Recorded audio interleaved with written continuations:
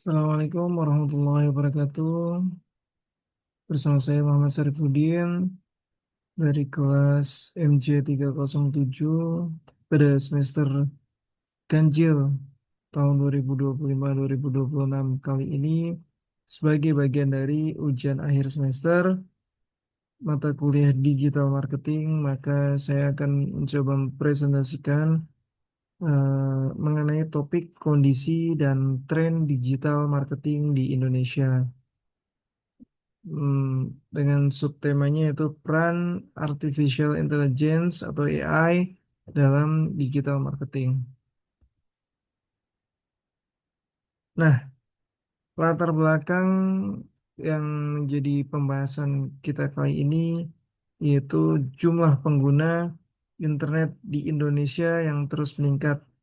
Data dari katadata.com itu lebih dari 210 juta itu pengguna internet dan penetrasi sebesar 77% dari populasi mereka menggunakan e-commerce. Dan digital marketing menjadi kanal utama pemasaran, ya, dan adanya persaingan bisnis yang semuanya menggunakan basis data dan digital.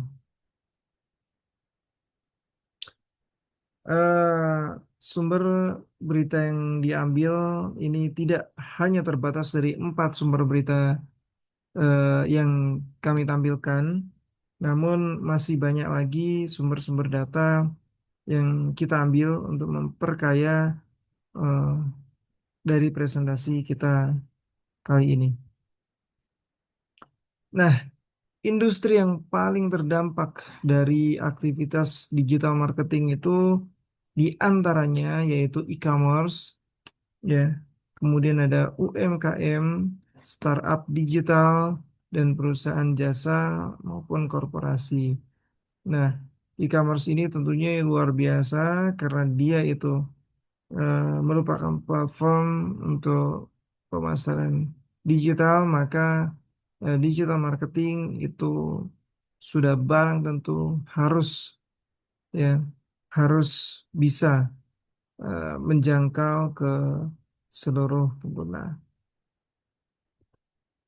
Nah, tren utama dari digital marketing saat ini yaitu AI, ya, di dalam dunia digital marketing. Nah, tren penggunaan AI ini seperti apa di dalam digital marketing dewasa ini? Yang pertama yaitu chatbot dan customer service otomasi. Tentunya ini semua platform digital ini akan menggunakan AI ini, yaitu chatbot, untuk membalas keluhan pelanggan maupun yang lainnya secara real time 24 jam non-stop. Jadi pelanggan akan selalu terbantu. Kemudian ada personalisasi konten dan iklan. Ya, tentunya dengan big data yang dimiliki oleh AI yang diolah sedemikian rupa sehingga para pengguna ini akan merasa eh, personalisasi ke dalam konten-konten yang ada di dalam platform-platform tersebut maupun iklan. Jadi kita itu selama ini juga pasti merasakan, ya, apa yang kita search di platform online, platform digital ini kita seakan-akan akan diarahkan ke dalam apa yang kita mau, apa yang kita cari. Nah, itu adalah peran dari AI dalam mengumpulkan data yang dicari oleh pelanggan sehingga diolah sedemikian rupa sehingga mereka akan merekomendasikan apa yang pelanggan inginkan.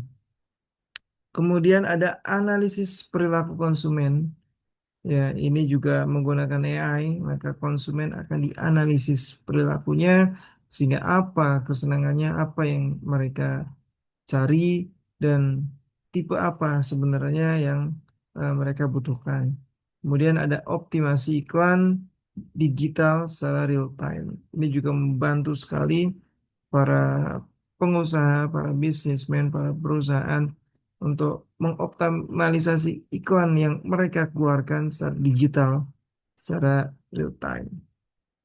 Nah, kemudian ada implementasi AI yang digunakan dalam platform-platform digital itu seperti apa sih pengimplementasiannya? Nah, di sini ada contoh chatbot yang layanan pelanggan 24 jam. Jadi ketika kita chat jam berapapun, mulai malam, pagi, siang, sore ya, begitu kita ngechat, eh, kita akan dibalas secara langsung, secara real time. Nah, yang ngebalas ini kita bukan customer service layaknya customer service biasa yang bisa kita ajak ngobrol seperti manusia seperti itu.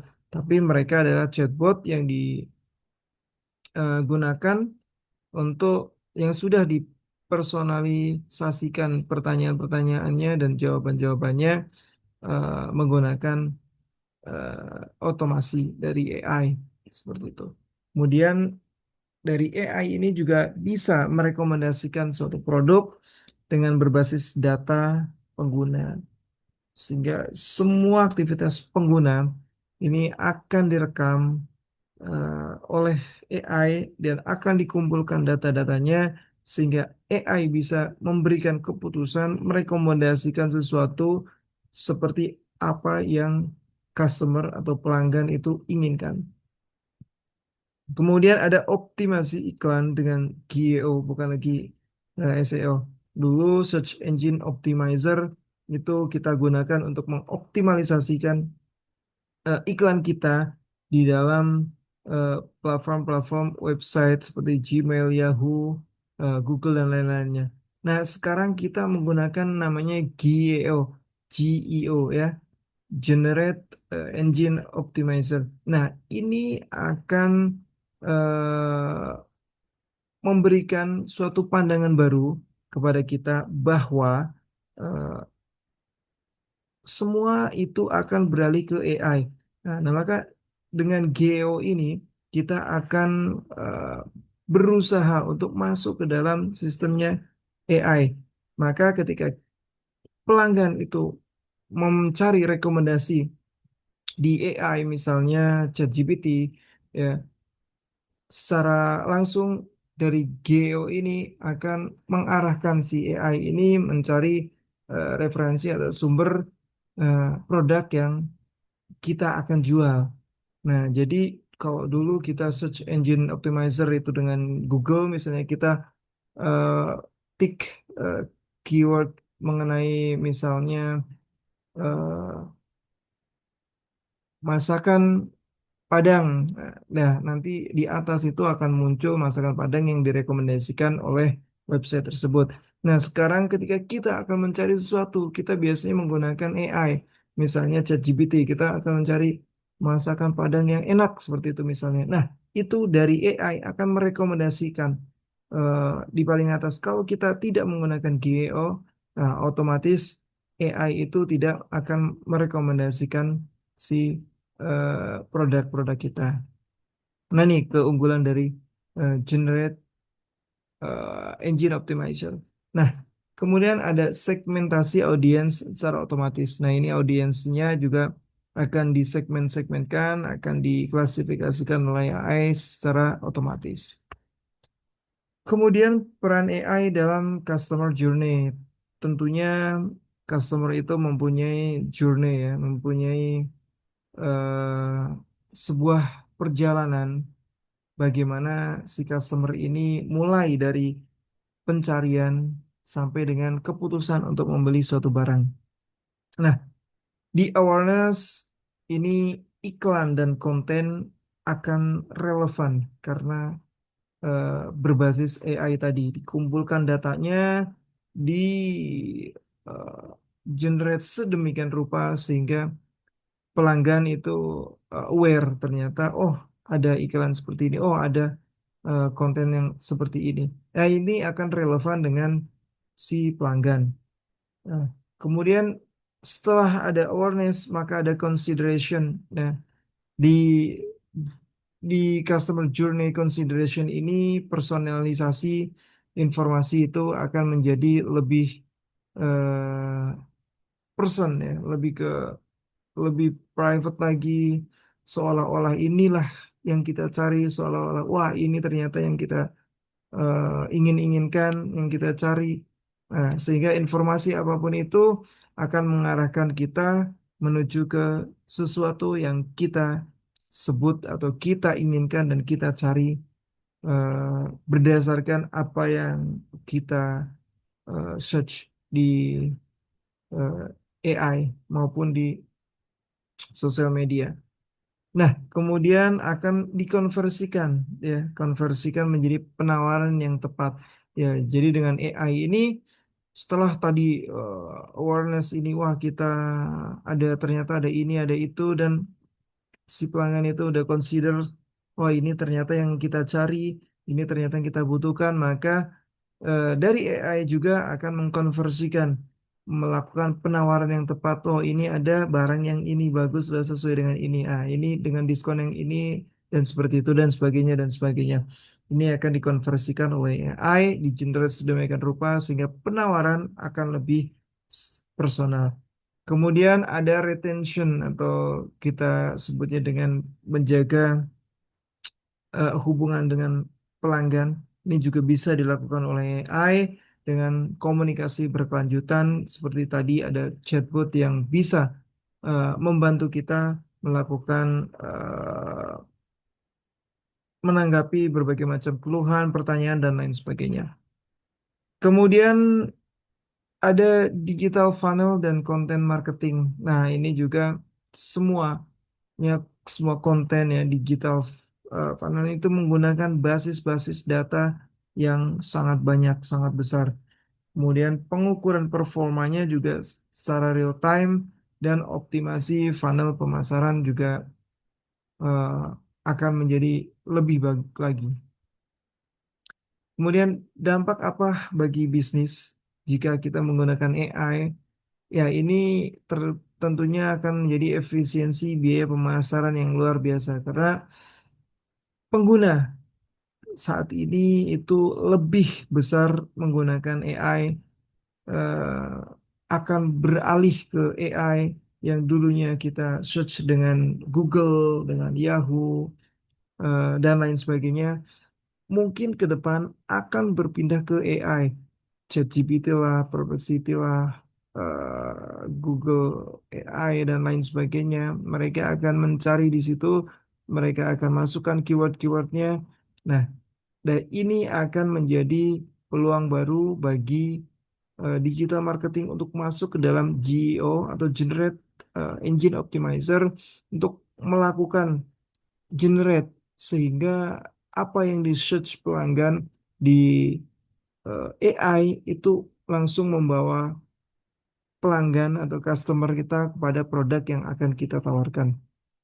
Ya, kemudian ada peningkatan ROI juga otomatis karena biayanya, efisiensi eh, pemasarannya rendah, maka return on investment-nya menjadi meningkat. Ya, kemudian keputusan bisnis semuanya akan berbasis dengan data. Nah, dampak bagi konsumen apa? Dampak sosial bagi konsumen ini akan sangat banyak ya. Ini hanya beberapa di antaranya. Itu pengalaman pelanggan menjadi lebih personal karena mereka akan merasa, ah ini yang saya butuhkan, ah ini yang saya cari. Ah, semua yang kita search di dalam keyword tersebut akan diarahkan ke dalam apapun yang kita rasa kita butuhkan dan kita inginkan. Nah, kemudian akses UMKM ke pasar digital itu juga terbuka sangat lebar. Jadi semua produk-produk UMKM itu bisa diakses lewat pasar digital. Namun di samping itu juga ada tantangan dalam privasi eh, data dari konsumen. Nah, balik tadi ada beberapa tantangan yang timbul akibat dari adanya AI ini. Yang pertama, digital marketing berbasis AI ini arus atau tantangan terbesarnya ada pada sumber daya manusianya. Karena literasi digital dari SDM kita masih sangat rendah, masih sangat minim.